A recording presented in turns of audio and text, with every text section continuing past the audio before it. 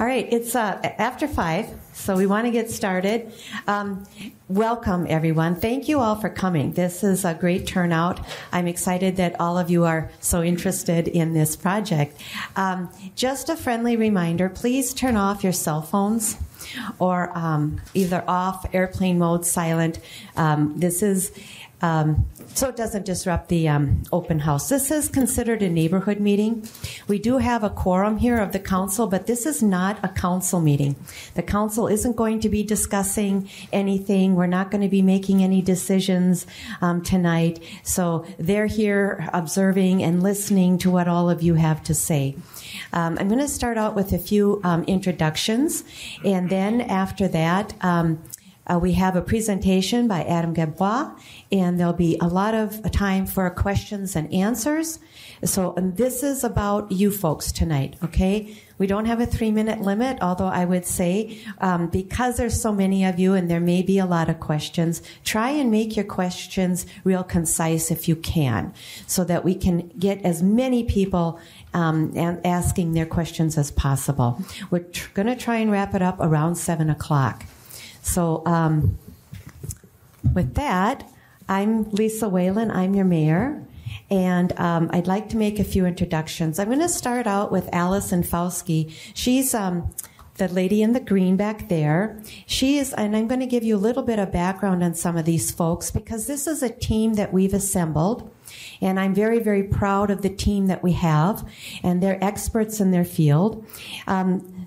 Allison has an engineering degree in civil engineering, and she has 23 years of experience in civil engineering. Civil engineering consists of roads and bridges and water infrastructure, that type of thing. And she has been with the city of Minnetrista since 2018, and she has worked in multiple different cities on street projects over the years. Adam Gabois is right here. Stand up so they can see you.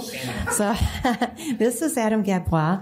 He also has a degree in civil engineering, and he has 10 years of experience in that field. He has been the assistant city engineer here in Minnetrista since 2018, and in 2017 he worked on some projects here as well. So he's been with the city for a number of years, and he also has worked in Lakeville on a number of street reconstruction projects as well. Then we also have recently hired another engineering group, and they specialize in water infrastructure and water resources. And that engineering group is AE2S. Thank you. They're so new, it's hard to remember the name. But tonight we have Aaron Vollmer with us, and he is also a civil engineer. And he has 13 years of experience, and he too is a professional engineer. And all of these engineers are licensed not only in the state of Minnesota, but Aaron is also licensed in the state of Illinois as well as Minnesota. And then Richard Wagner is not here this evening, but he'll also be part of our team. He's also with AE2S, and he has over 20 years of experience specifically in civil engineering, again, in water infrastructure projects. And he is licensed not only in the state of Minnesota, but North Dakota, South Dakota, and Iowa. So the other person that's part of our expert team is Gary Peters, who is our Public Works Director, and he has over 34 years of experience in public works. He's been with the city of Minnetrista now since 2012. Thank you. A lot of numbers to remember. So, one of his primary projects is working on roads. That's one of the things that he does, and also water infrastructure. So with this team of experts we've assembled, I hope that you'll have an opportunity to, or give us your ear for a while so that you can hear what they have to say. I want to also say that no final decision has been made by the council. This is all preliminary at this point. We will be discussing the project at our September 6th work session. You are invited. However, we don't take comments from the public during a work session. And we will be going over all of the information and all of the options that are presented this evening. Those will be presented to us as well on the 6th. So we will be looking at those and making a decision at that time. With that, I'm going to hand it over to Adam. Thank you, Mayor Whalen. As the mayor said, I'm Adam Gabois. I'm the assistant city engineer here, and I'm sure I've talked with a handful of you on the phone over the years that I've been working in Minnetrista, but really thankful that you guys all came out tonight to learn a little bit more about the project. As Mayor Whalen mentioned, we're just here to basically hear from you. We've done a lot of analysis of the project area. We have all of our maintenance records. We look at the needs of the project area, but that misses a component, which is input from the residents. So that's what we're here for tonight. I'll go through a presentation. I think it's only 19 slides, so hopefully it's not too boring. If it is, just grab another cookie. I won't mind if you get up and grab one. And then after that, we'll do a Q&A, however long that lasts. And hopefully we have time to just move into more of an open house format where anyone up here on the panel is available for questions. We can look at some figures we've brought along with to talk more specific about your property if we need to do that. All right, so we talked about the project team, but here's a list. Again, we've got Gary Peters, myself, Allison, Jasper. I don't think the mayor mentioned you. Does that mean something? Jasper is our city administrator, and he's heavily involved in the project, helping with the overarching management of the project and the goals of the project.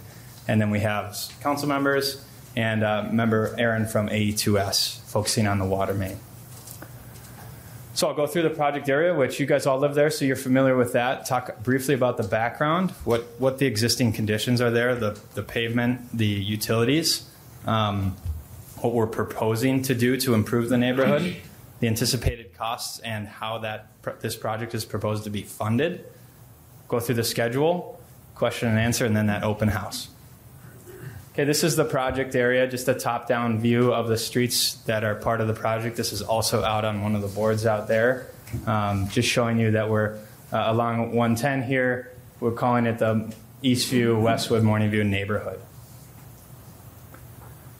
So when we start to look at considering a project for improvement, really one of the first things is understanding what the goals of the city are, which are improve the pavement conditions and improve the street for the residents, right? And one way we do that is by taking a look at what we call the Pavement Condition Index, or PCI. Now this figure on the right, though you can't see the legend, you do see red and you see orange, and those are bad colors. Those are poor pavement condition indices. It's on a scale of 1 to 100. And so a lot of Morningview Drive, is what we would consider a failed condition. And quickly approaching those would be Westwood and Eastview as well.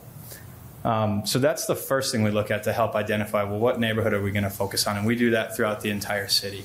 We have these rated on all the paved streets within the city. Then we look a little bit closer at the neighborhood once we've honed in on an area and say, well, what are the conditions of the public utilities underneath the street that we can't see, that our operations team are managing? And we start to factor in the age, maintenance, break history. If there's drainage issues, in this neighborhood, there's not a whole lot of storm sewer, and we'll get to that slide, but identifying where there's issues with drainage that we could correct with the project, and then certainly sanitary sewer as well. So we'll start with the street. That's where we start when we look at these neighborhoods. I've got a picture here of Westwood Drive showing the condition of the pavement. We've got all sorts of distresses that we like to document and quantify, which is alligator cracking, where it looks like the back of an alligator on the pavement. We've got big blocks that are cracked out, transverse cracks across that you can feel when you drive over. We actually go out there and count those, and that's how we assess the condition of the roadway. The average for the neighborhood, I said that it's on a scale of 0 to 100, it's 39. So pretty poor pavement condition in the neighborhood. Public Works crews are out over time, patching the pavements, just trying to get it along, keep it going, make it smooth enough, safe enough to drive. But at some point, those costs outweigh getting that pavement redone. Public Works is aware of areas of poor drainage.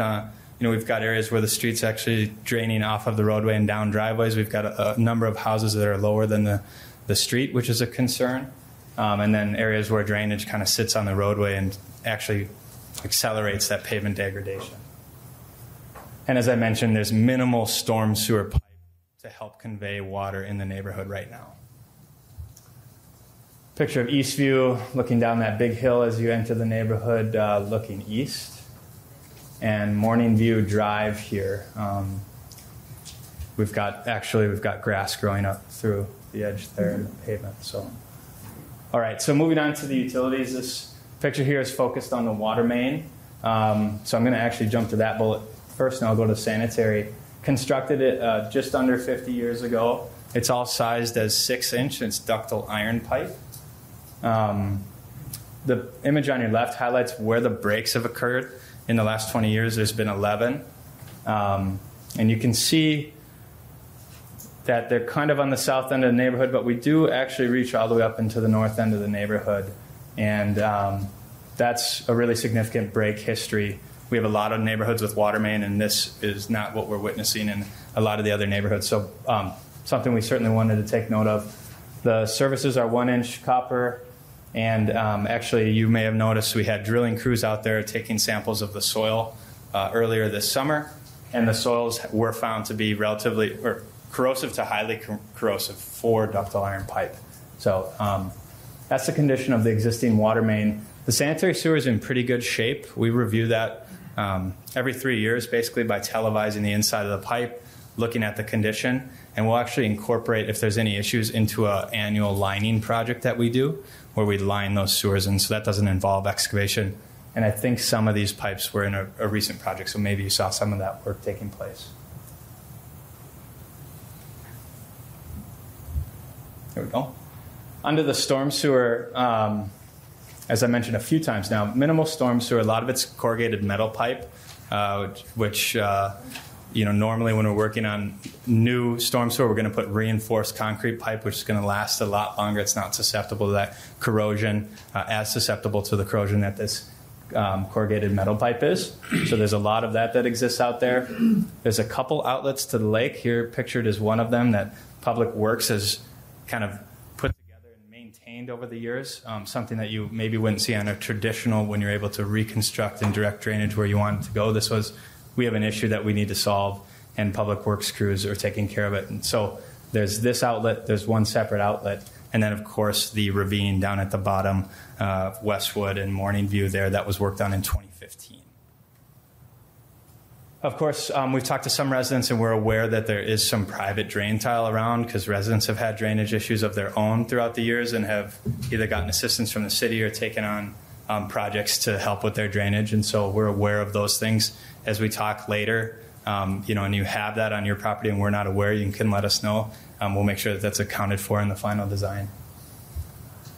Okay, getting into the proposed improvements, street and utility construction, overarching goal is to completely remove the existing street and replace it with a 50-year design life street, consisting of a hardy street section that actually incorporates fabric that separates the underlying soils from the street, sand, gravel, new pavement, and actually the feasibility report that the mayor mentioned that's going to the council on September 6th is looking at both curb and gutter and a rural section, which is minimal curb and gutter. And so we'd like to hear from residents tonight on what your goals for the neighborhood would be. When the street's opened, repair and replace public utilities that we mentioned for those reasons on the previous slides. So concrete curb and gutter is proposed on the streets. Again, we're looking at both options, primarily for better stormwater management, just to handle the drainage coming off the road, capture it, collect it into storm sewer so it's not running onto people's pipes or running out the edge of the road. And actually just put that to a location where we want it to go and not let it go uncontrolled throughout the neighborhood. Street widths are proposed to remain generally the same. We've got a certain amount of impervious area out there, and if we increase in advance of that, there's additional costs and additional stormwater treatment needs. So one of the conversations we can have tonight, too, is your opinions on street widths, but right now it's keeping approximately the same street width. The same with the grades, right, because we need to match into everybody's driveway, and so we can't go and alter too much of the street Otherwise, it makes it difficult to tie into your driveway. So the street itself is going to be in the same configuration. Yards next to the street that are disturbed by construction are proposed to be replaced with sod. And so with sod, we install that and the contractor will water it for 30 days. At that point, we turn it over to the homeowners to maintain. Utility improvements, minor sanitary sewer improvements, just really on that top of those manholes in the roadway. You've probably driven over those manholes. You can feel it jar you as you drive over. We're going to basically replace that top portion so that it can last within the new pavement section.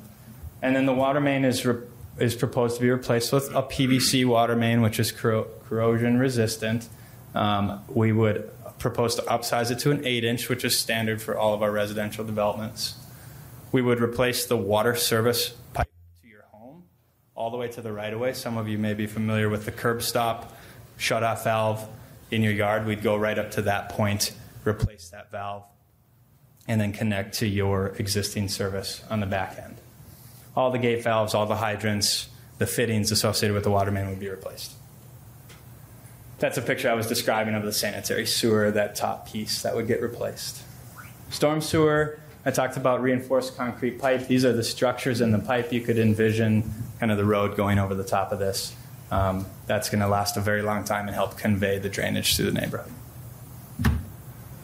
So we've got the budgeted project costs listed up here, about $5.2 million, broken out between surface and drainage improvements and sanitary sewer and water. And the little subnotes here that say that some of the costs in the surface and drainage are not applied to the water main for this slide.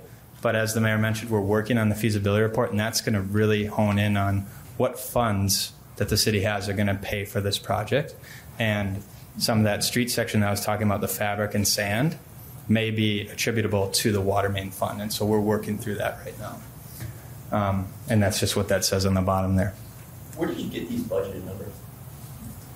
So if you don't mind, I'll just wrap up the presentation and then we can talk about the budgeted numbers. So the City of Minnetrista has an assessment policy. It's available on the website or here at City Hall. It follows state statute, Chapter 429, which is a process allowed by the state to specially assess benefiting properties from a public infrastructure project. So what the City Council is elected to do for this project is actually consult with a special benefit appraiser, Patch and Messner valuation counselors, and they're reviewing the project area and determining what the special benefit that the property value increase to the property would be for the improvements. Typically, per the assessment policy, costs associated with surface and stormwater only are assessed, not costs associated with water main and sewer. You guys have utility bills for that. That helps fund those funds. As we go forward with the project, we'll talk more and more about assessments in the process, but there are deferrals available for certain qualified residents of the city, and we can talk you through that on a one-on-one basis. Typically, the payment period for these assessments are 20 years. You can pay them in full, or they can roll right onto your property taxes and just be part of your escrow payment for your mortgage if you have one. We have the finance director who is not here tonight, but his contact information is here and on the website, who can help, along with the team up here, talk you through that process. So we actually got an update from the special benefit appraisal, and we were able to obtain some preliminary assessment ranges, which are shown here, $9,500 to $12,000, and they're broken out by the special benefit appraiser as non-lakefront and lakefront. But the city's policy, we've reconstructed streets next to the lake. The city's policy over the years has been that everyone in the neighborhood actually gets assessed the same value. So this is the range we've been provided at this time, but we do not have an official report. We did want to get these numbers in front of the residents so you're aware. And certainly when we have that final report and prior to the September 6th meeting, we can talk even in more detail about assessment numbers. Excuse me, I said September 6th. We'll have that second neighborhood meeting October 3rd, and that will be prior to the public hearing that would order the improvements. And this will help me explain that a little better. So here we are tonight, August 16th, finalizing that special benefit analysis here towards the end of the month. September 6th, we deliver the feasibility report and call a public hearing. You guys will all get a formal notice inviting you to the public hearing, which is on the 3rd. Right before the public hearing, we're going to hold a meeting during the work session. And we can answer your questions before the meeting since the council meeting is more of a formal process. So we'll have a little bit more time. We would then jump right into preparing the plans and specifications, work on those through the winter, open the bids at the end of January, which is a really good time to open bids, getting out early while the contractors are just starting back up and looking for work for the next year. We would then order an assessment hearing and then hold that, where we'd compute the costs based on what the contract was bid at. And then that's where we would talk about the assessment hearing. And if the contract was awarded, we'd go right into construction right about that time. School gets out, finish it in one construction season. Multiple ways. We, of course, want to hear from the residents. That's how I started out this presentation. We want to get your input for all these reasons. There's multiple ways to do so. You can talk to us. Our contact information is available. We have a project website set up, which hopefully you've been able to navigate to. That's going to continue to be populated with information as the project goes forward. And then, of course, we can actually email you with updates if you sign up on the city's website about the project. I don't know why I left everybody else out, but just Allison and I, our mugs are up here and our contact information. And now we'll just jump into a quick Q&A. I'll go through these, the frequently asked questions, so that they might answer some of your questions you have. And then we'll go into the Q&A. Okay, perfect. So driveway access is one of those things that at the beginning of and end of each day during construction, with the exception of if curb and gutter is poured, if any concrete work is done, you'll have access to your driveway. So during the day, when the contractor is working in front of your home, you may actually be notified the day prior to move your vehicle to another street not under construction, and then you walk back and forth. But at the end of the day, when the construction's done, you can grab your car, pull it in your garage, and then potentially have to move it again the next morning. And we don't open the whole neighborhood up at once, so it's kind of phased, so only certain residents are impacted for a shorter period. But in general, you have access. When the concrete's poured, we have 5 days where we need it to cure. That we'd ask that you don't drive over it, so you will lose access for that period of time. Trees, there's going to be impacts to trees depending on the scope of the improvements. We have some figures out here for water main replacement primarily. You may have some trees near the service line that could potentially have to be removed, so we can discuss about your property later, and we can zoom in on the figures out there and take a closer look, but there will be tree impacts. Lawn will be restored with sod.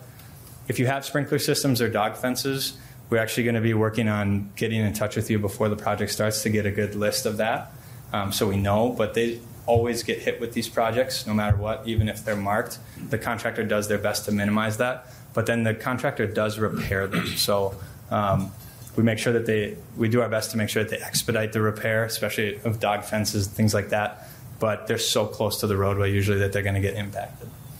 Mail and garbage service will continue on.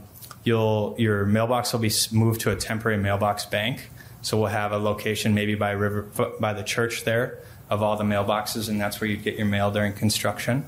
And then at the end of construction, your mailbox would be put back in where it was before. And garbage service too, you're going to bring your garbage cans just to the end of your driveway like you normally do. And if they're impacted by construction, the contractor will actually move them to a centralized location. They'll get picked up, and they'll bring them back to your driveway when they're done. So you don't have to bring them to a special location. So with that, unless you want to add anything, we could go into questions. So we'll start with this gentleman in the front. You said, how did you come up with your estimates? Correct. All right. So the city has a pavement management report that I mentioned earlier in the presentation. We look at all the streets and give them a rating. And based on that rating, we do a high-level analysis of the 40 and under reconstruction. We have the square yardage of the street area, and we just apply a unit price per square yard that's based on historical bid prices to put the budget together. Because without going into detail like we are now with full topographic survey of the site and getting into the weeds on line item costs that the contractor might bid on it, we don't have enough, I guess, information at the budget level to get that far into the weeds. So for recon, we apply a number per square yard. Same thing with a reclaim, mill and overlay. So we have these set numbers that are established by a pavement management report that we refer to. So percentage-wise, how much could you potentially be off on this? You know, especially in this economy and what we've seen this year with supply chain, I mean, I don't have a good answer for you on percentage-wise. What we strive for is to be higher with the budget within reason, and that we further hone in on as we get closer in the final design on actually what's proposed. We try to stray away from budgeting low, bidding it, and then bringing it to the council and saying, well, we need to come up with some more money or not do the project because the budget was already set previously. So hopefully that answers. Sorry. Let me ask, how many people have questions? Show of hands? All right. I kind of guessed there might be a few. Why don't we do this? I'm going to start at the back. There was a... I need to stand up because I can't see. In the back. Who has questions back there? This gentleman right there.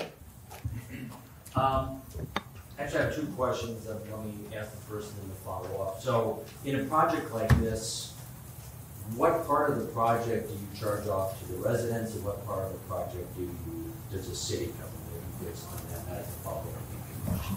So in this project, generally our policy is a 50% assessment. So of the street reconstruction project, there'd be a 50% assessment. That assessment came in way too high, okay? I mean, it was like astronomical. And so the council decided to go out and find out what is the actual benefit.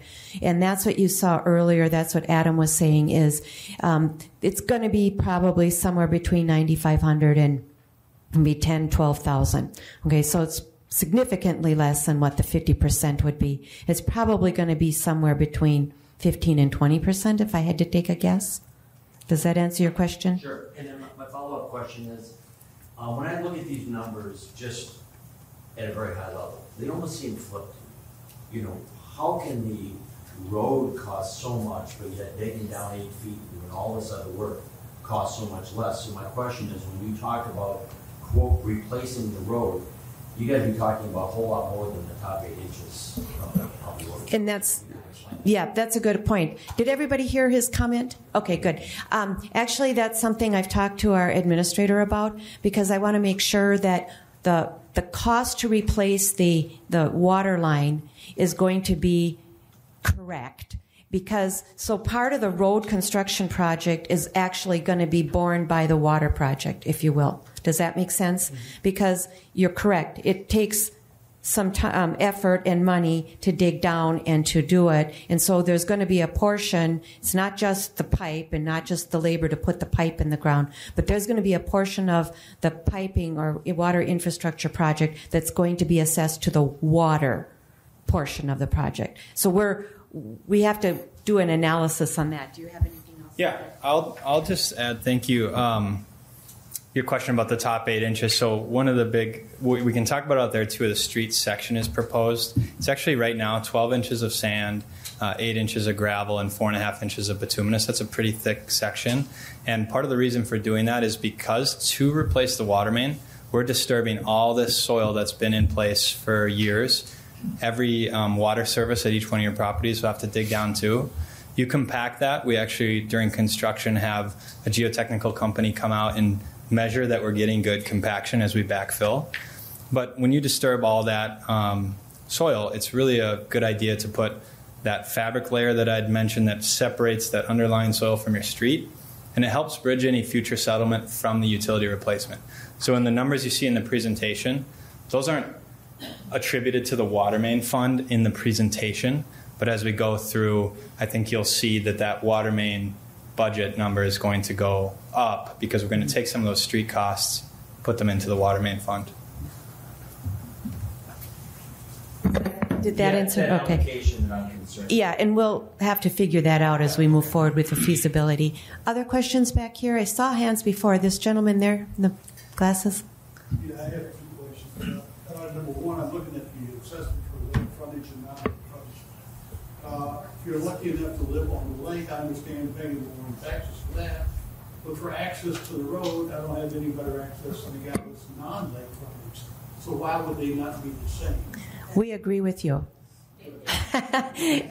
No, I've talked with staff. Our policy is everybody gets assessed the same, and so I want to say yes. Okay. Our policy is everybody gets assessed the same. Okay. Again, we'll have that discussion. So we still need to have a discussion in terms of how much is going to be assessed. This is a very preliminary report that we got back from the company that we hired to do an evaluation. In some cities, it has not been our past practice to do it this way, but some cities do it like this report says. They'll assess lakeshore properties more and other properties less. So, but that's not been our past practice. Mayor Whalen? You're already paying more for the lake frontage. Yeah, right. Hold on. Could I provide some clarification on that range? So I spoke to the person who performed that analysis and asked her that question on why there's a differentiator between lakefront and non-lakefront, and she indicated that it's based on actual value. So because the lakefront homes are higher value, generally speaking, than a non-lakefront, the actual benefit to that property would be higher. To Mayor Whalen's point, it doesn't mean that would drive the city to assess lakefront properties a higher value or a higher amount than the non-lakefront. It's simply a value. Value by being able to get on the road. Right. And I'm already paying a higher tax assessment for the value of the lake property, so I don't buy that argument. So. Understood. Like I said, our past practice has never been to do it that way. And we've done a lot of projects where there's been lakefront and non-lakefront, and we've never assessed differently. Okay, my second question is, why do we need curb versus not curb? It has to do with drainage, but we're going to be looking. I asked staff if they would do both, if they would do non-curb and if they would do curbing. And there may be, and I'll let Adam speak here too, there may be some curb that's going to be needed and then other areas where it's not needed. Yeah, no, that was a good explanation. So the feasibility report's going to look at both. When we move into the open house session, you'll see that there's some designs showing both, and just to have that conversation with residents. But one of the things we hear a lot from residents over the years is drainage, particularly those lake lots that are downhill of the roadway. There's no way to capture that drainage except for a curb and gutter. And so even in so we call it urbanized section is when you put curb and gutter the whole neighborhood, and then a rural section would be quasi-ditches, driveway culverts, that sort of thing. The middle approach would be some curb to address some residents' issues, and then no curb. And what ends up happening there is a difficult road to maintain that isn't uniform. So we're just trying to analyze a full rural. Does it address all the drainage? Might appease some people's characteristics of what they're looking for in the neighborhood. The full urban would address most of the drainage, at least coming from the cities right away. The question is that on Westwood Avenue, it all drains down into the swamp. Yeah. And so would that change?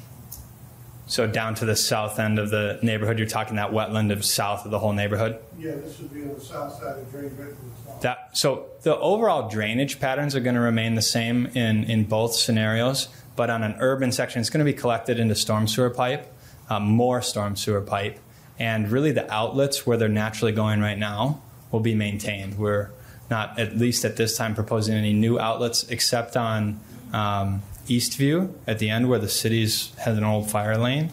There's an option to perform some outlet to the lake there. All right, the lady right next. When you're talking about curb and gutter, you're not talking the 90-degree gutter. You're talking more the angle. Do you have that picture of Minneapolis? Yeah. The picture of Minneapolis is probably, yeah. So it's called a surmountable curve, and that's actually going to help because of the narrow roadways too. You can kind of move over when someone's approaching if you need to. If someone's walking, you can very easily drive up onto that and get over it into your driveway. So that's what we propose. No barrier style curve. right. Yes. What criteria you going to go by to actually decide which project to go with? What's the actual criteria? I think number one, some input here tonight. Okay, cost might also be another factor. What could be other factors? I would say the need. You know, we've had engineering groups look at like the water main. I think that's been a big discussion point. You know, even before this meeting, we've looked at it in great detail. You know, the engineering side. I think both WSB, AE2S are on the same page as far as the needs go with the water main.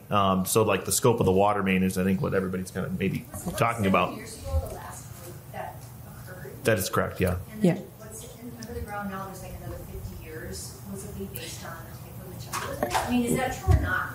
Okay, why don't I tell you what? Good question. Maybe, Aaron, do you want to answer that?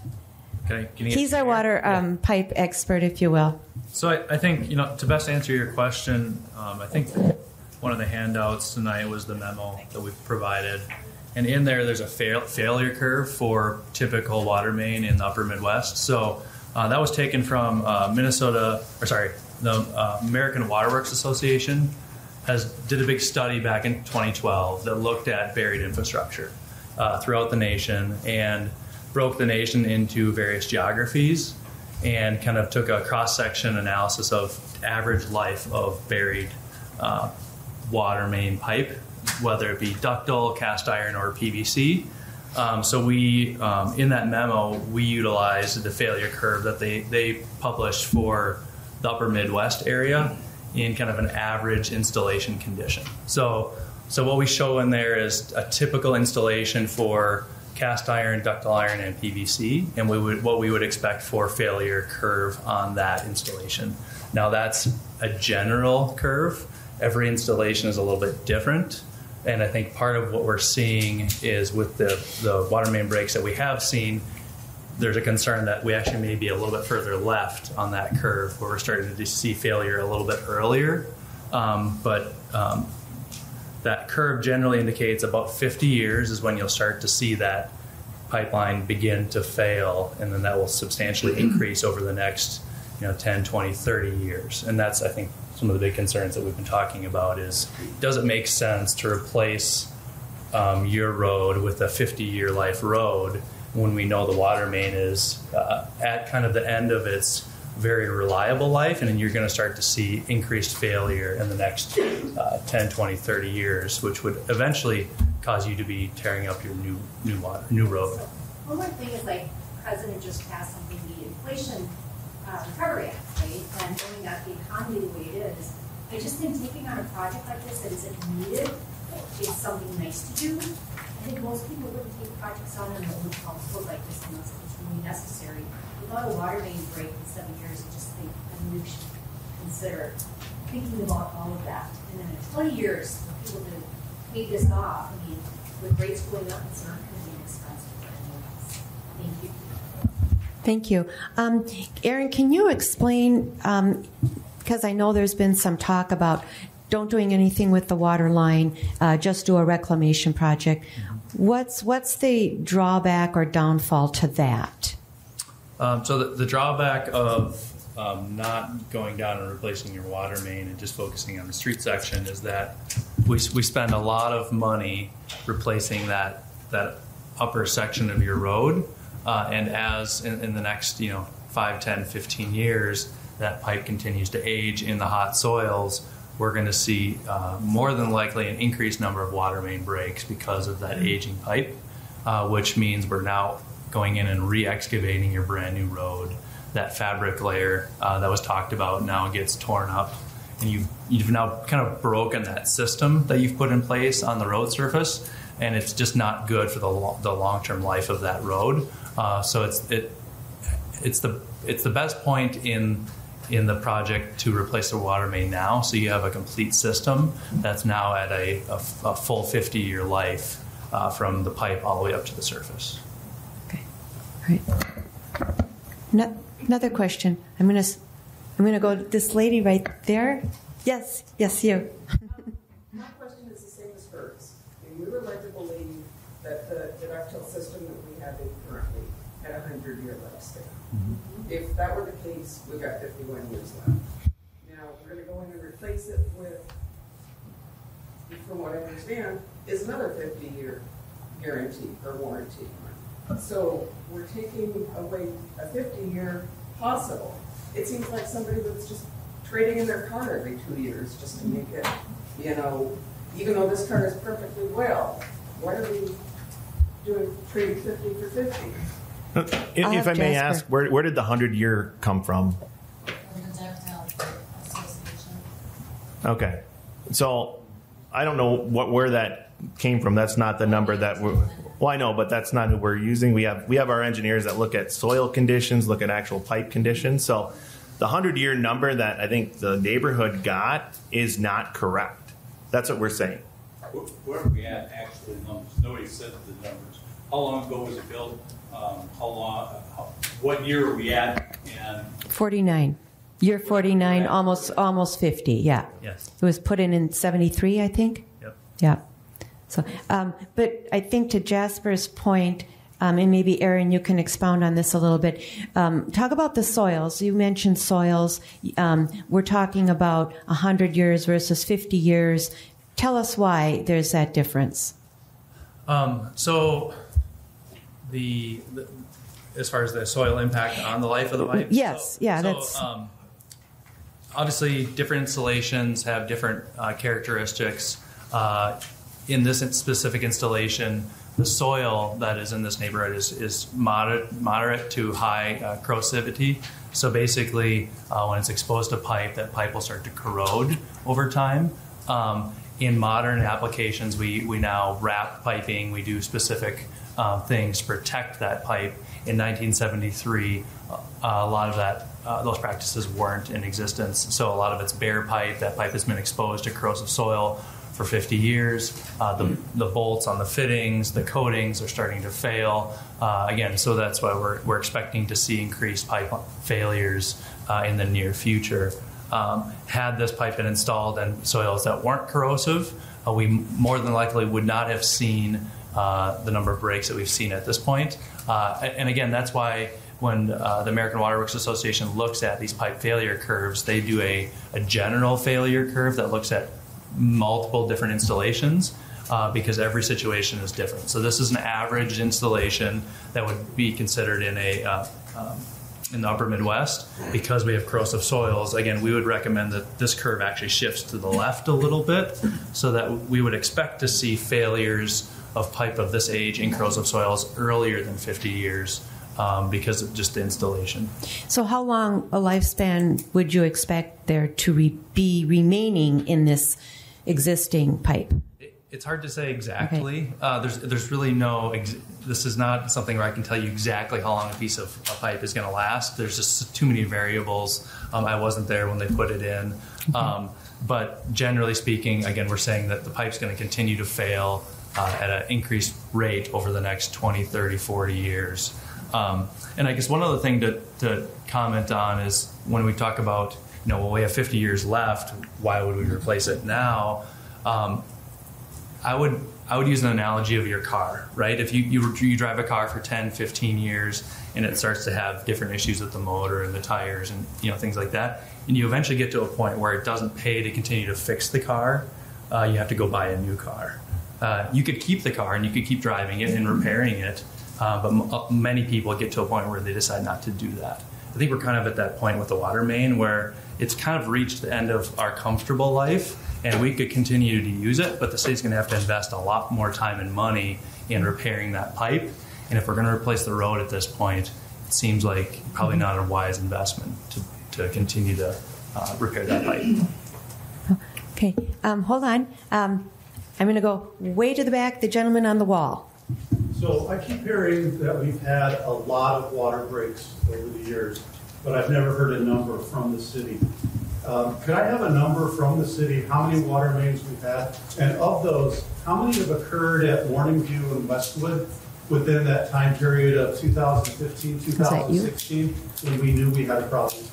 I'll let Adam answer this, or... Okay. I was just going to pull up the figure and maybe Gary, if you wanted to, or Aaron, elaborate on the breaks. Yeah, I can too.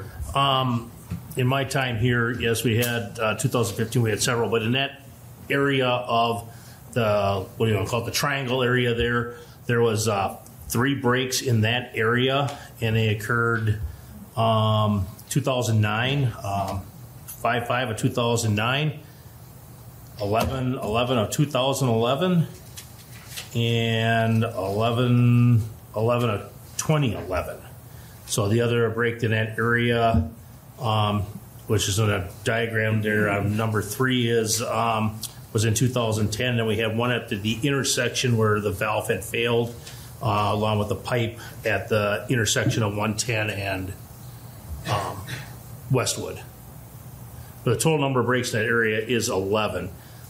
That's talking to public works staff that has been here for 20 years, was involved in almost all of them. So, Does that answer your question? So in that intersection, there's just been 3, and there's been about 6 years between all 3 of those. So in 2015, there was, I believe, 1 in that intersection. Okay. Hold on, Cindy. Okay. Earlier, the number that was being bandied about was 24,615. Right, that was. That number. So. Looking at this preliminary assessment amount, and it goes anywhere depending on the rate of amount, 9,500 to 12,000. Okay. So that includes the same. We talking the same deal here? Yes. So That got half. yes, it did. You should be happy, right?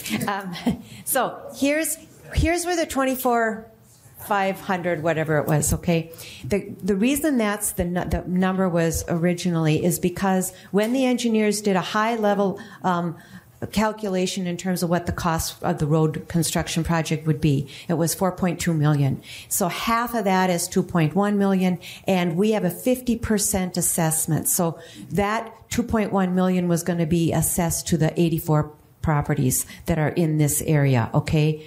And that's where that $24,000 came up. That's when the council said that's way too high. We need to do an analysis. That's way too much. We can't assess more than what the benefit is to your property. And we felt it might be high. We did this analysis, and right now this is a preliminary, and they're saying it might be somewhere between 95 and 12. Does that answer your question? Yeah, but how much wiggle room is that? Well, 5% the future? Oh, I don't think it's going to go up. I mean, I wouldn't. It won't exceed 12,000. So we won't ever go above 12,000 because we have documentation saying that the benefit isn't 12,000. So that would be my recommendation, is not to exceed 12,000. It could be in between 9,500 and 12,000. So, and if they give us a range, the council will make a decision, and obviously, but that's where that range came from. So question number 1, how much was that beautiful curb and Campus Avenue? What was the cost per household for that? The total assessment, I believe it was 6,600. But so the Wow. right. So the project costs less, but there were maybe more homes. So it depends. So again, we used our 50% assessment there, and it came out to around 6,600, I believe. I have one more follow-up question. This is a concern that has been bothering me for some years. I know a couple residents on Bayside Avenue, and including a past mayor lived there. Right. There. Why did the Bayside Road Reclamation Project, along with the curb repair, never get assessed to any of those homeowners there? I don't know. I would like that answer. Was it a mill? I think it was a mill and overlay. It was a mill and overlay. Okay, it was a mill and overlay. Assess for mill and overlay. Thank you. Yeah. So mill and overlays we don't assess. Reclamation and reconstruct. Correct. And when you do a mill and overlay, you look at the bad sections of curb that is included in that project cost, and that is always done that way. Some cities do charge for mill and overlay. They do assess. We do not here. But there's no sense going into an area to do a mill and overlay to fix the road, because what you're trying to do in that mill and overlay is build up the crown, get the water out to the edge where it's supposed to go to drain away. If that curb line is bad, there's no sense getting the water out to the curb line if it can't get away to the storm sewer. That's why curb is replaced. So my friends in Jennings Cove, isn't that a mill and overlay? No. Nope, that was a total reconstruct. No, that was a reclamation. I'm sorry. Thank you. Yeah.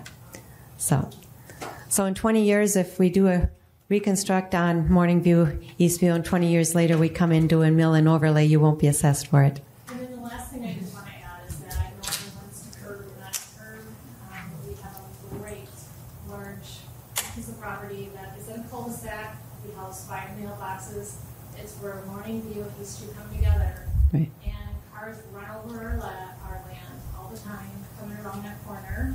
And the postal service, we have 2 postal trucks. They can't seem to figure out where the street ends and begins. So it's a problem. And I understand when you live in the middle of the streets, maybe a curb is not so needed or warranted, but it is a problem for us.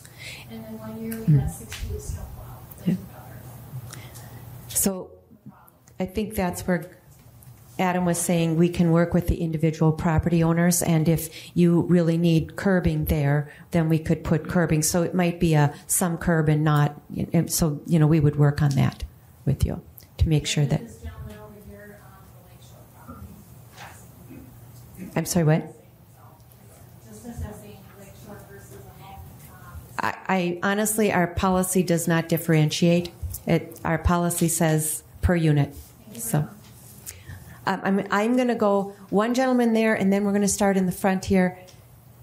I have a question on culverts. I live on Westwood. I have a culvert. This gentleman can answer that. My neighbor and I get flooded out.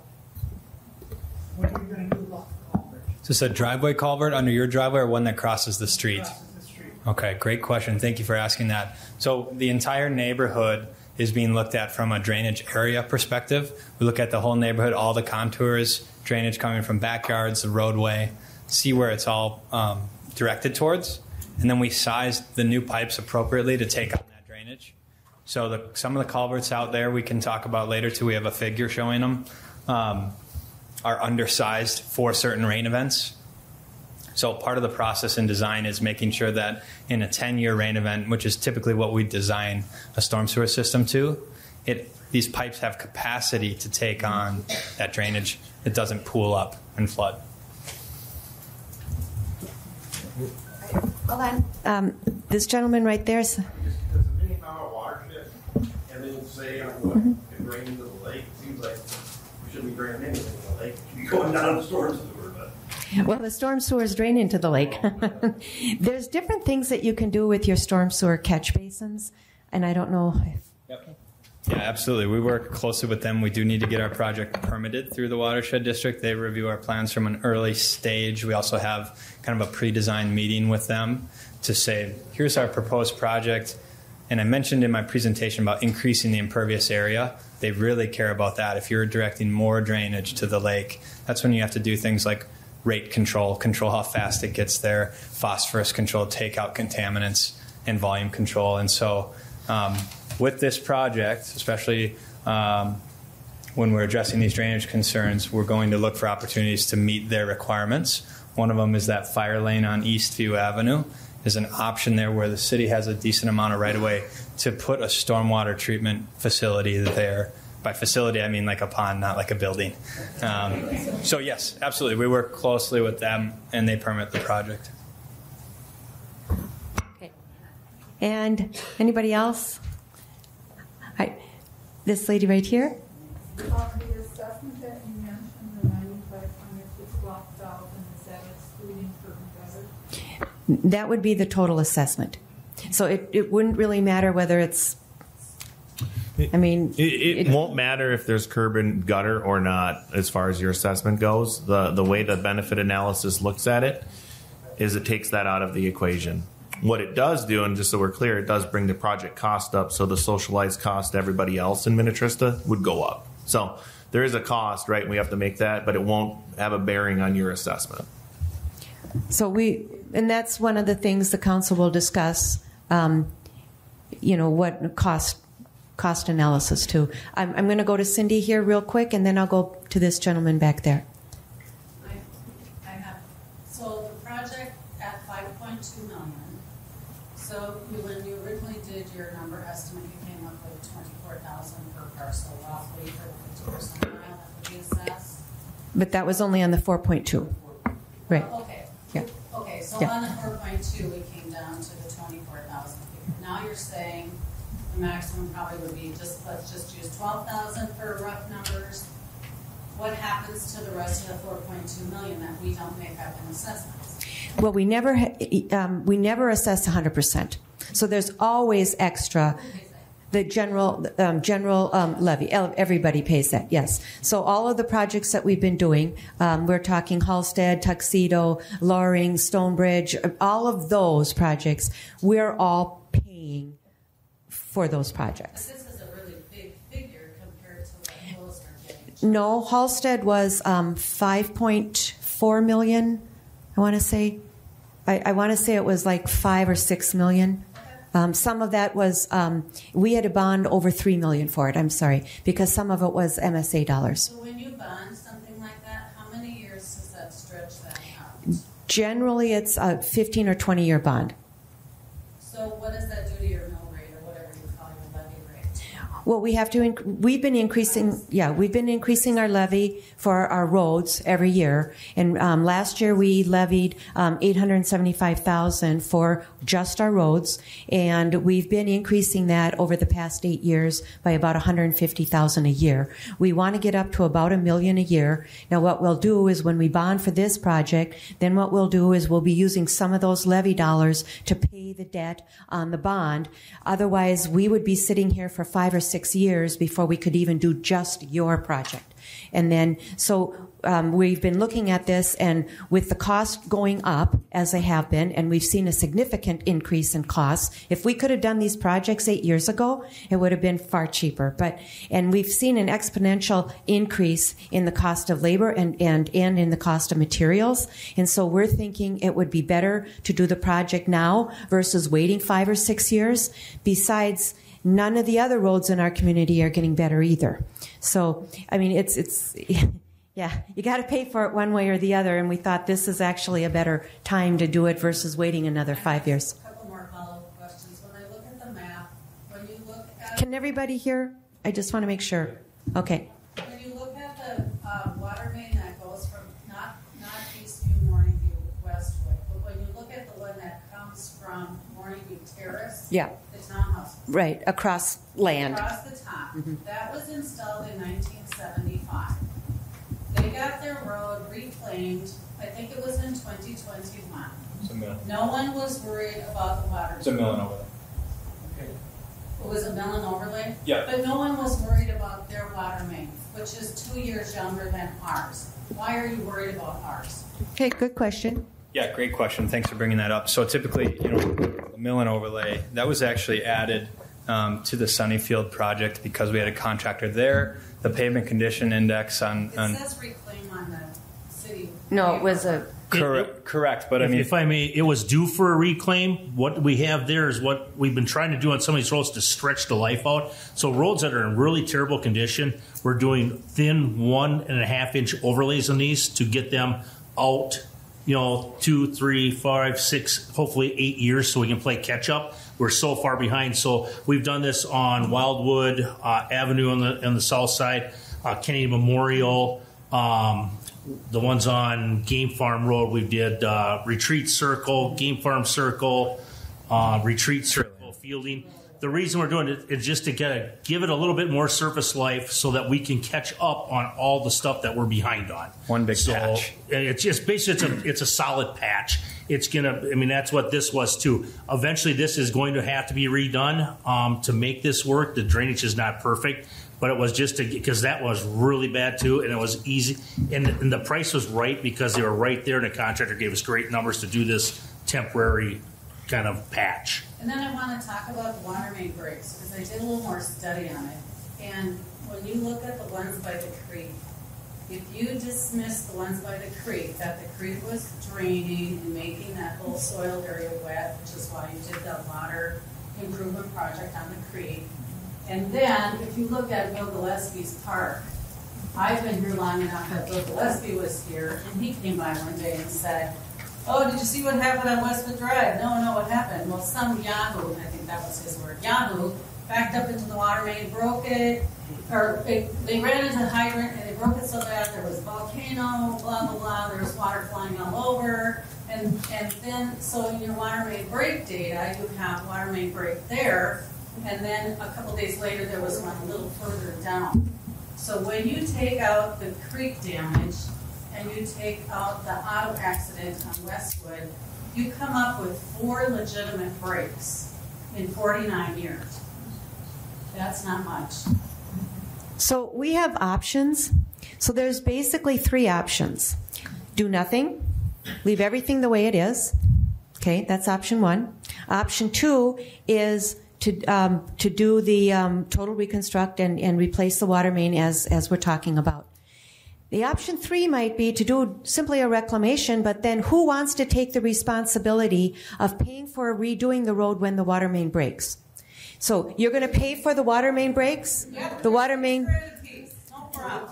No, it might be more. So that's probably not going to be an option because the city, because there's other people in the community that are paying for your road, and we have to be careful of how we spend these tax dollars, and we have to be responsible to everybody in the community. We have to say, you know, this is why we're doing this. And if we were to say, well, we're going to do a reclamation project, even though the experts are telling us it's not a good idea, what do you think the rest of Minnetrista residents would say? Did you consider lining the water main? Okay. Aaron, did we consider lining the water main?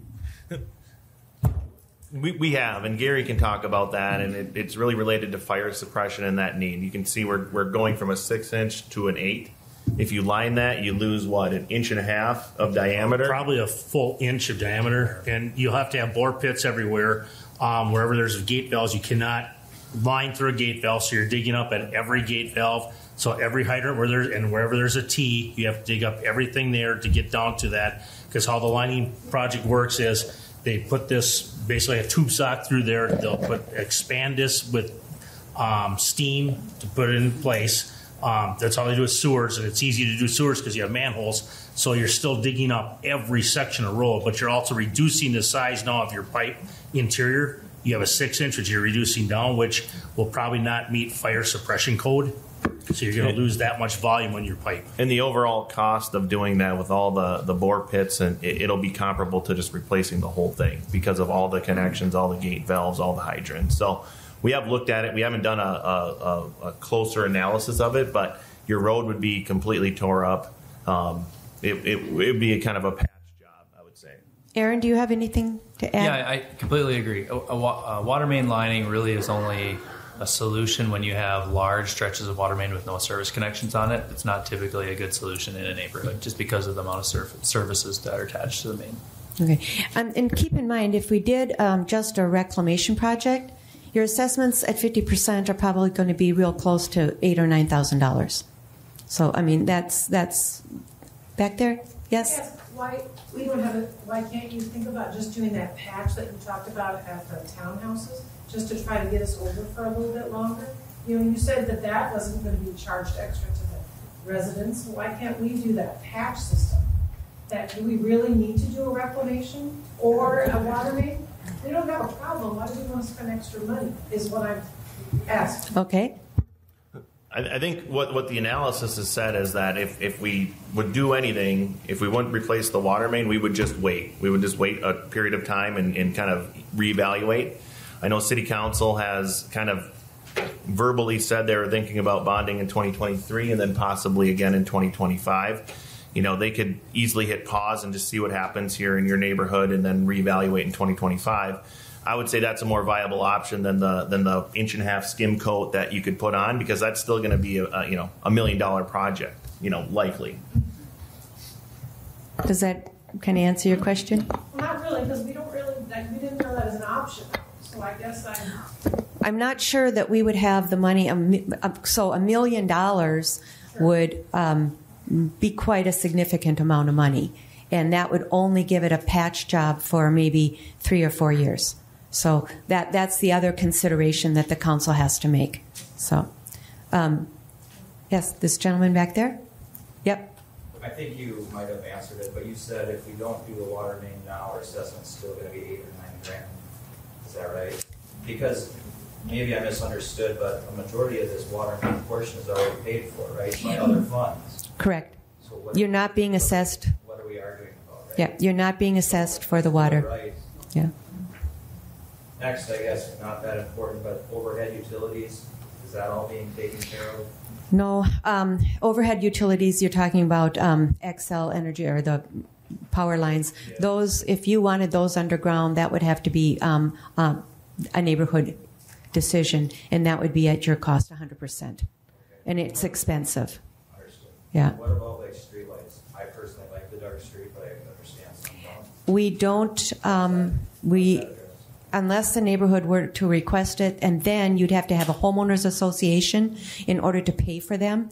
So we're not planning on any. I think there might be one at maybe an intersection, but yeah. You're right. I think you have enough. So, yes? Adam, you mentioned that our intimate soil in our neighborhood is corrosive to the ductile iron pipe. I'm wondering how our soil, which I'm assuming is still going to be there after this project, will impact the new pipe, the PVC pipe. I think that would be an Aaron question. Yeah, so modern installation of new ductile or PVC in this case. So in a PVC installation, all your fittings will still be ductile iron fittings with like a core blue bolt coated bolts. So those have an extra level of corrosion protection on them. You'll also polywrap all of your fittings with a basically plastic wrap, so the corrosive soil isn't up against it. So you've substantially increased the resiliency against corrosive soils with a modern installation. And I kind of have a follow-up to that. What type of information can we get with regard to health impacts and going from an iron pipe to PVC pipe for all of the water coming into our houses? So you're concerned about potential cancer implications, health risks with PVC pipe and water? Ultimately the research that's out there doesn't show any negative health impacts with PVC piping. I guess it's an approved pipe material by American Waterworks Association, and they've done years and years and decades worth of testing on that material. So I can't say that there would be any negative health benefits or health impacts. The water as it comes from the wells now is PVC pipe. As it leaves the treatment plant is PVC pipe. Feeding into your neighborhood is all PVC pipe. So, I mean, it's already in place. Okay, I have a one question with regard to the switch in the allocation of the funds and where things are being paid from. I'm wondering what the expected percentage change is going to be to our water charges. How much without this project, we are looking at a significant increase because we need to build another water treatment plant. So we are going to be discussing that, and it looks like it might be 10% or more, 14% in water rates. Before yep. Without this project, yeah. If this project doesn't go through, we're still looking at a significant rate increase. Potentially, the council is going to be looking at that. Okay, thank you. And how much does a project like this add to that 14% increase? Pretty much none. I mean, yeah. Yeah, I can speak to that. So in the water utility rate study that's going to council on the 6th of September, in that we built in a budget for this project. So it is included in the overall 14% is what it came in at. But the main costs are the treatment plant, which are estimated at $12 to $15 million, and then the 2 wells that would be put in. So those are the major costs that impact that water utility rate. Keep in mind that there's also a growth rate of new people coming online, or water charges, things like that help offset that. We have conservative numbers for that growth. So the idea is that the first year will be 14%. We'll gather more data, and then we can always adjust that downward. Over the next 4 years, we don't see it exceeding 14%. It would go down if growth continues the way it has been. But we have a conservative number in there. But really, the main impacts are the treatment plant and the wells. Thank Hold on. I'm going to ask. Go ahead. Okay, go ahead. Okay, we've been looking at this fine map that I understand has been sent out to the engineering department. I have a big concern with regard to this. If we take a look at the arrows that are horizontal, they start at 1350 Morning View Drive, and everything south of that looks pretty significant. We have 2 arrows that go north. Both those arrows go to points that have no past data. One is from 2004, right outside of 5335 Eastview. I thank you for that. That was hooking me up to water at that property. I assume that's what that break was. It was a break in to the water issue. The other one is 2006. Neither of those have any cost data. And so when I take a look at that map, it looks like half of that map doesn't have a water main issue. Okay, thank you. I can address the one that you're talking about up by your house up there. Yep. That was actually a street gate valve that was bad that had to be dug up there. And the reason that there is no cost back then is they did not do cost analysis back then. So I come from I've been at Chanhassen and Eden Prairie. We do that with our jobs. That's why I have cost analysis and numbers for the stuff since I've been here. So, but before that, they never kept track of that. I can't even tell you who was, I can tell you exactly who was on my jobs, what equipment was out there. On those, I can't tell you anything, so. All right. A lady in the back there? Yeah, just one comment, or 2 comments. One, thank you. This was really informative. Appreciate it. My second comment, and I don't expect you to have an answer, but if you do, kind of piling on to what Terry said on the Lake Minnetonka Watershed District. Mm-hmm. Our quality of our lake is poor. We all know that. It's a level C. Yeah. Is there a win here when we get our new drainage, our new road, our new everything, that perhaps we will benefit on the lake? There might be some phosphorus reductions. I don't know if we've done the calculations. Yeah, no calculations at this time, but one thing we always incorporate, we've done a number of street improvements on lake neighborhoods over the past few years. So we do incorporate, adding a storm sewer system that's consisting of pipe that's not corroding, pipe that's properly sized. It's going to help eliminate sediment in the storm sewer system. And then also on our last structure outlets before the outlet to the lake, really simple, but we always install a 3 to 4 foot sump in that structure. Or there's also water quality products we can use that help separate and settle out sediment, phosphorus loading, TMDL, things from getting into the lake. So we've always incorporated those where we can on previous projects, and we would do the same thing here. And the watershed district would, require us to do some of those things as well.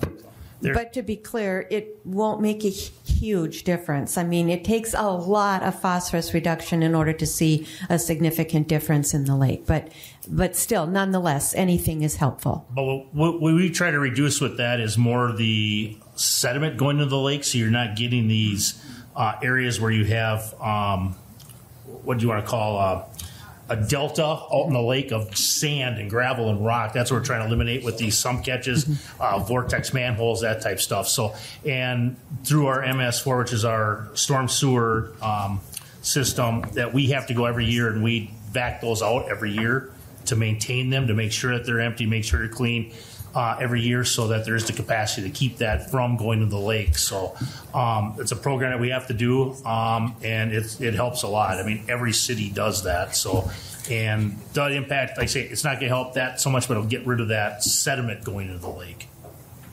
Okay. Other questions? Hold on, Tom. All right. So I understand we may need to do this, but why now? I mean, with inflation and everything else, and then now we're going to do this. More money out of the pocket. Right now we're at sticker shock with everything else going on. Yeah, your guess is as good as, we could wait 2 years and then it might be 20% more. I mean, it's a gamble. Well, let every plan. Yeah. You're planning your business, let us plan. Let's wait 2 years. Well, that might be an option. Yes.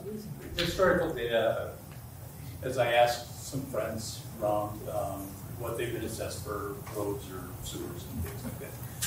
What's the historical data as to how much you charge other areas. You brought up 4, 5, 6 different areas. Mm-hmm.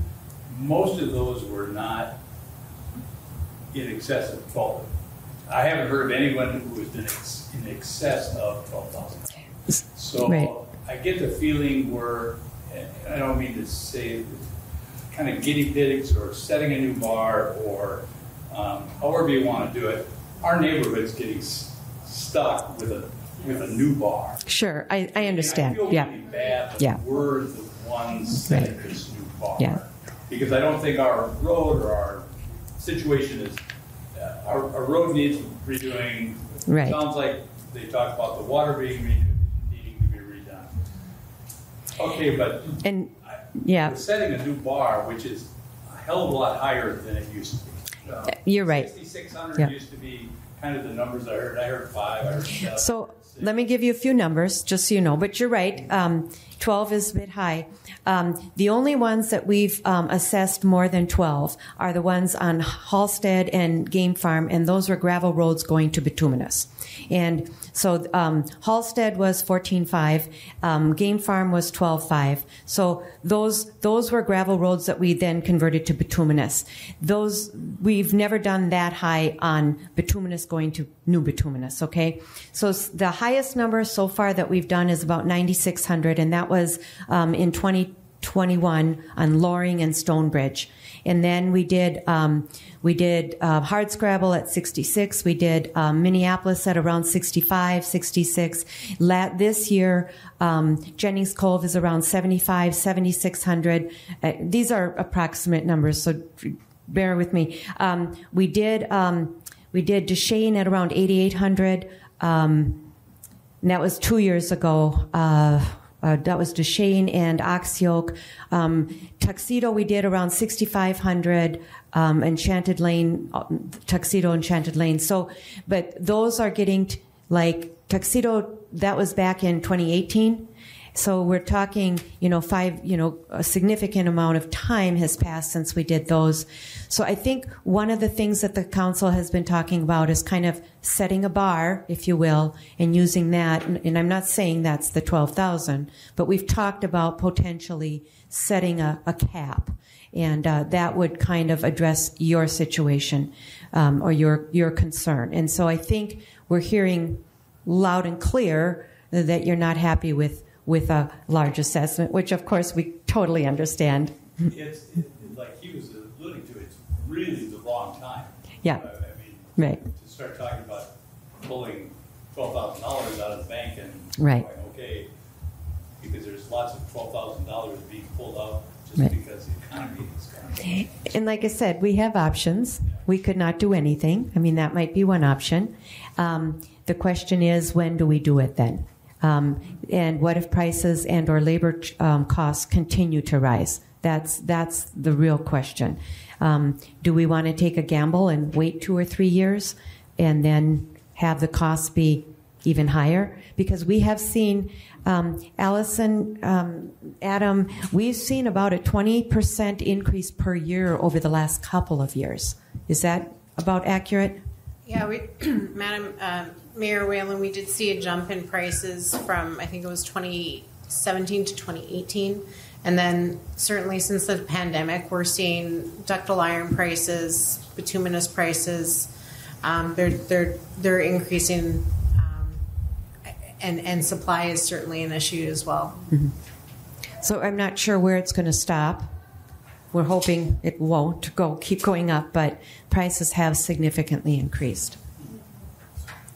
Yeah. Across from 1240 to 1250 over there, you see that area that's white? I think we're going to take down all our trees.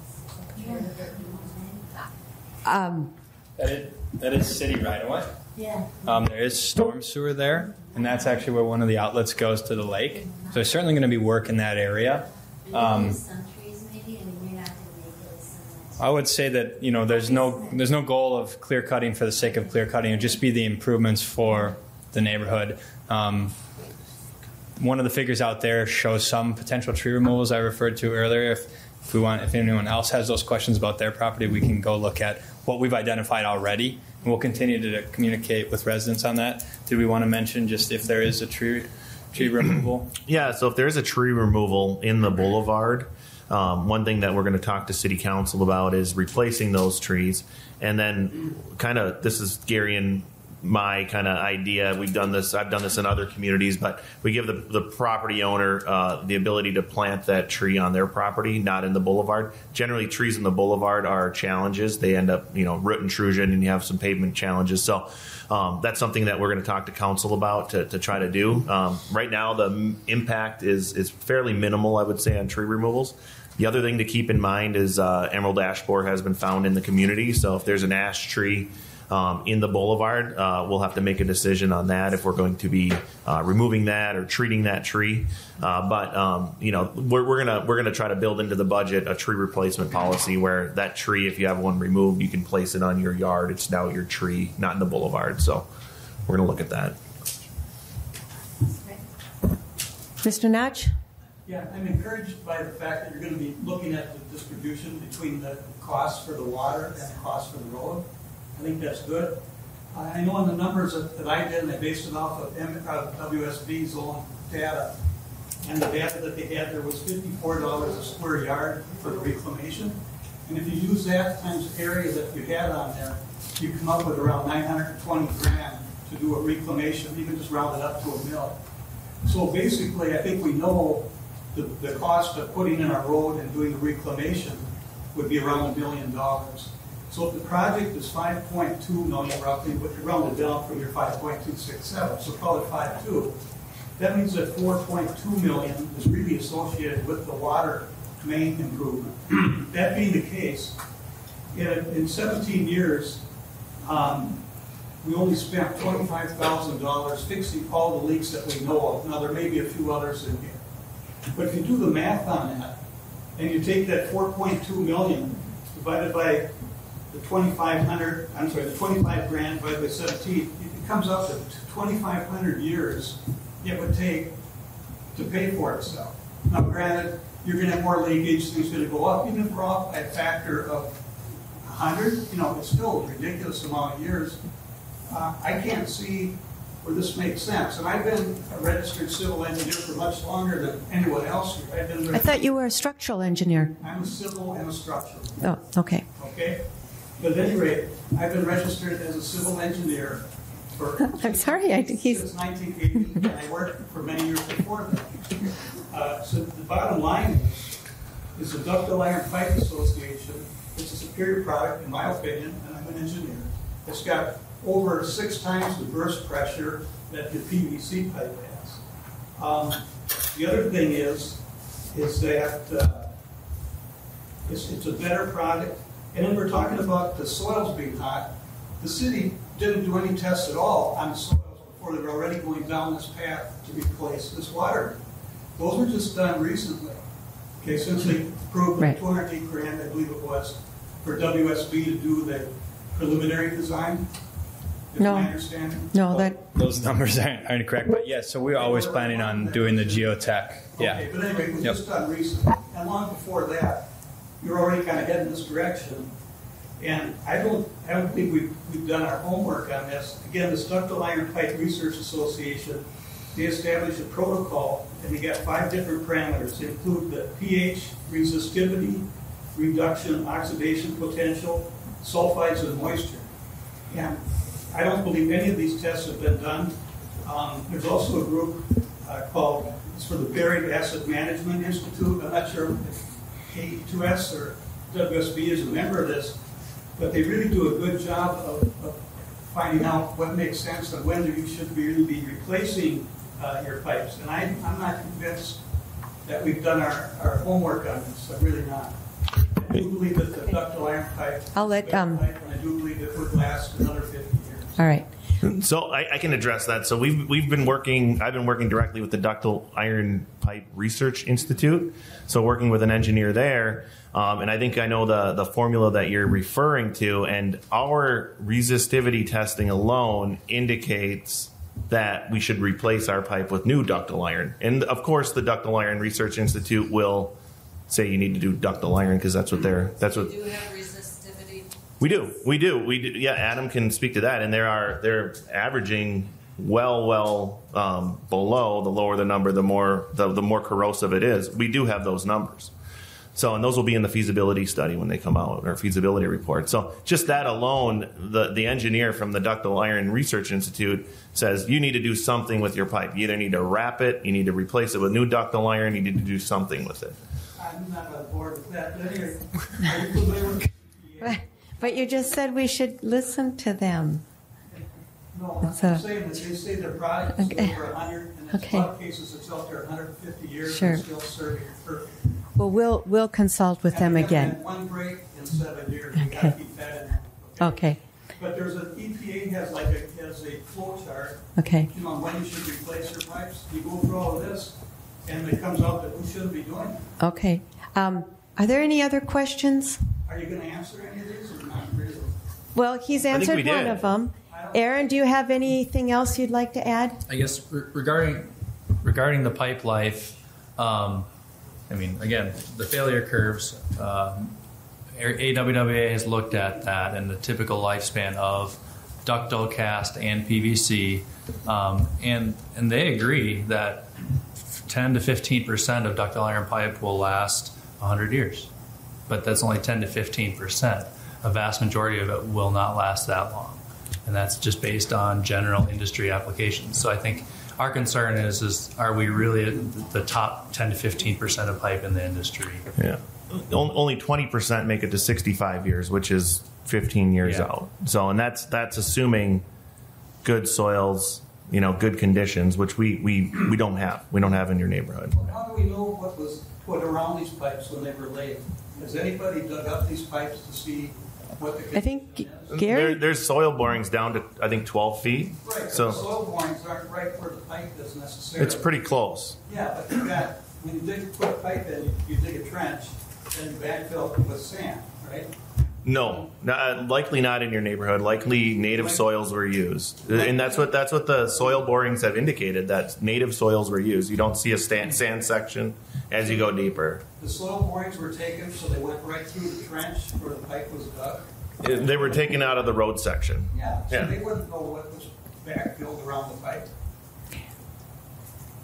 Okay, well, let me put a hold on that just a second and make sure that if there's any other questions or comments from people that we can get to those. This gentleman there. Is anybody else in the room here when they put the stormwater in besides me?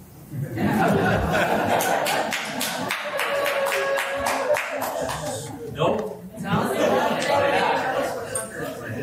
So, do you know how much they assessed this back then? When? How much? Back in 73? Back in 73? $2,000. Oh, no, you're low. Okay. You got the cut. $5,000 per lot. Tonight? Yeah. Tell me about it. Yeah. Wow. Yeah. So now it's 12,000 roughly. So $7,000 since 1974. That's not a very large increase in my opinion. We're not doing this. Okay. The sewer, we're not touching now. Yeah. And the city's taking that. So. It's still not a bad deal. Right. Right. Make a comment. Hold on. Okay. I think if we say $12,000 we can have all this nice stuff, it sounds great, but we have to all remember that, yeah, we might all pay $12,000, but then our taxes are probably going to go up in the next 4 or 5 years to offset it. Someone's got to have to pay for it. The city doesn't just have a big pot of money that they're going to, oh, well, they want this, so we're going to put $2 million in there. So we have to all remember that. Yes, everything would be great and nice, but it all comes down to we all pay for it in the end anyway. Whether our property taxes go up, our water goes up. Right. I just want you to be, when you think of it as a board, when they think about all the different options, kind of have that in mind. Yeah, it's Sure. always great to have brand new things, but if it was your dollars that were going into brand new things, 100%, would you give the brand new things, or would you try to come up with other options? Thank you. Thank you. Any other questions? I'm going to. Okay. I have a question about the sustainability. When he talked about we're raising the bar by this is a huge amount of money, and maybe you paid more for other stuff too, but is that sustainable? Like when Gary says, when you look at the whole city, we are behind on our street maintenance. I think we all agree with that. Is it really sustainable for the city to keep doing these 5 billion, To me, I don't think you've done diligence on, I have a huge issue with the brakes because I honest to God believe that when you take out the creek damage and when you take out the auto accident, there's not a lot there. And Christina's right. When you take that map in half and look at the top half, it's a nothing burger. And why weren't you worried about the 1975 pipe? That's inconsistent. Okay, thank you. Is it sustainable? Have you done the long-term sustainability? Well, I think we will be talking about that and about all of this at our work session on the 6th. And the question is, if we don't do your project, we can do other projects because we have a lot of other areas too that need to be done. Shut up and pay your taxes. No. That's not what I said. Well, we've been paying that, and we've I've lived here 38 years, and I had to pay an assessment on our road, and I'm still paying taxes too. So everybody pays taxes. Everybody pays taxes. We haven't had much work done on our road, which is why we're in the mess. Right. Well, Have you done a mill and overlay when it needed it? right. Well, a mill and overlay takes you out about 15 years maybe. So, yeah. So, right. So,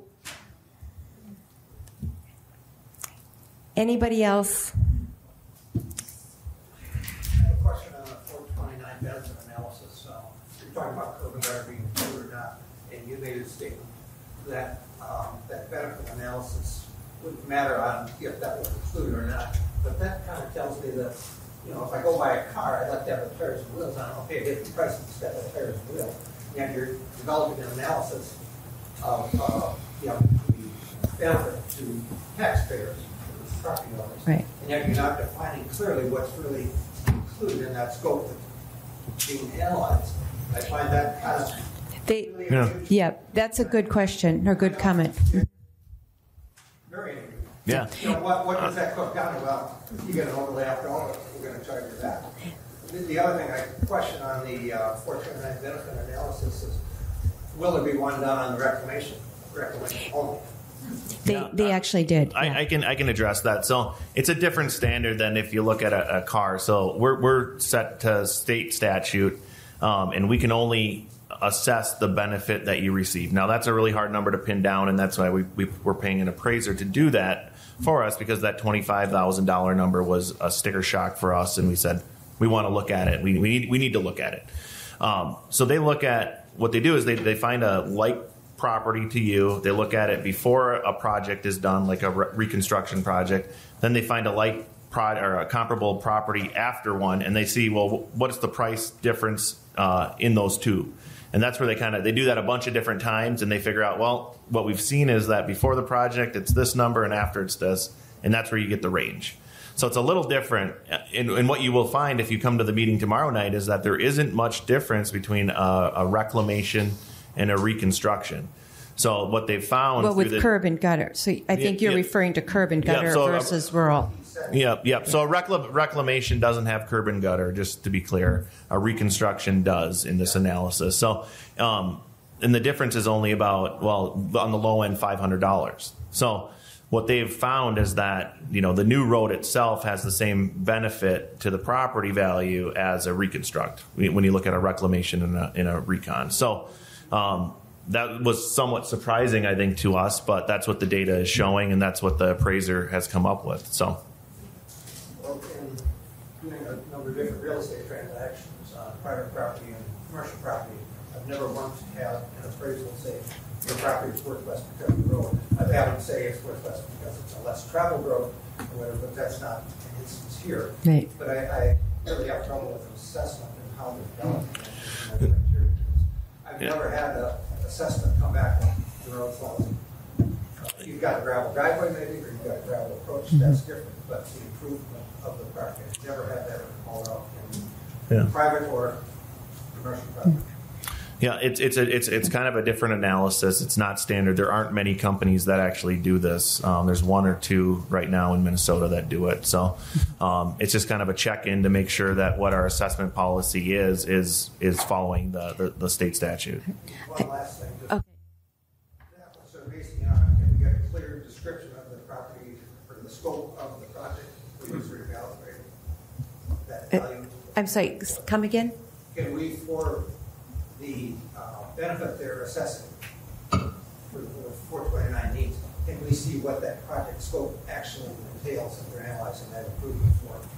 So that's we know that's a fixed element and not something that's going to be, well, you don't get that. Or, yeah, Adam went through that. So the scope that he described for the reconstruct was what they used for the analysis. So curb, gutter, new road section, storm sewer improvements. You said that if the curb and gutter were taken out, it wouldn't affect the value, so you could take that out and you're still getting it. So you could. Like I said, there's a $500 difference between the two project types. So they're looking at it because that's what this project is proposed for, is the curb gutter. So that's what they use to look at for lake properties. Just the curb and gutter, you get stormwater improvements, the water improvements. Yep. A lot of elements, and what you're basing that improvement assessment benefit to us. I think anyone would like to know what that's actually going to be. It's exactly what Adam described at the beginning of the presentation as far as the project scope goes. So that's, to be clear, all of those items will be in that. Well, as you heard this evening, we talked about possibly doing only some areas with the curbing, and other areas remaining as is, kind of without the curbing. So that might be an option. So the exact scope of the project will be determined. I think what he's saying is he's saying the water main and all the sewer gutters. I mean the whole project, right? Not just the road and gutter system. He's talking about the whole water main thing as a. We didn't have them analyze new water main as part of the assessment because we're not assessing it. But you might end up having more benefit. Oh, I think that. Yeah. I don't know if that's what he meant, but that's what. Yeah. Was my take on it. Right. Okay. Yeah, and that report, the feasibility report will be, and the special benefit. And the special benefit analysis will be public. You can dig into So, it. yeah, you can look at that. I'm going to hold on just a second. It's about 6:45, and I want to give everybody an opportunity if they want to look at the map and or talk to Adam some more. Tom, maybe you would like to talk with Aaron a little bit. Okay. I look back at the old spreadsheets from some of these other projects that were done, and there's a 20% listed there for indirect costs. And it's my understanding that's WSB's Not only. fee. Is that correct or not correct? No. That is incorrect. So that's all the soft costs. That's legal costs related to the project. That's big chunk of it is actually construction administration. So that means an inspector out on site making sure that the contractor's putting in the pipe and that material. WSB service? That is WSB services, correct. Yep. But we need to do it. When you don't do it, the contractor. I'm not saying you don't need to Yep. do it, but I'm asking, is that associated with WSB? And my point here is, it seems like there could be a conflict of interest. On this $5.2 million project, they stand to make over $1 million of that total. And they're the ones telling us that we need to replace our perfectly good bucket. No, actually, I'm going to correct you on that. That's exactly why we have AE2S here as a separate engineering firm giving us advice on what would be the best solution. And so there's two engineering firms here. We have one that's actually going to be that's working on the water pipe and the water infrastructure. That's their job. That's primarily what they do on a day-to-day basis, and then WSB is going to be working on the road. So any engineer that has a project is going to benefit. Any engineer. I mean, you have to pay them. They don't do it for free. So yeah. I think that's the council's job as well. And I would also say I've never known an engineering firm that we've worked with that's being dishonest. And I believe that they're being honest, and I believe that they're doing the very best that they can. And they're giving us the best information for us to make a decision. And I trust their expertise, I trust their experience, and then it's up to the council to make those decisions. So, one last question, anyone? This gentleman in the hat? I showed up late. Oh, no. All right. No, let's start all over. Yeah, right. Okay. Good luck with that. I just got one question. How is the Gillespie Park assessed? They are assessed exactly like. Did Billy put money aside for that then? Well, where does that money come from? It actually, so. It's split between everybody that's doing on the street. Yeah, it's kind of odd. It's a good question. It's kind of odd. Anytime the city owns property, they're actually considered a unit, so they get the quotes unquote assessment, but it comes out of the general fund. I mean, yeah. We're looking at that. That's also being analyzed, the church and the golf course on North Arm. Yes. The church, any 501c3 or any nonprofit, any church that we can assess. They don't pay taxes, but we can assess.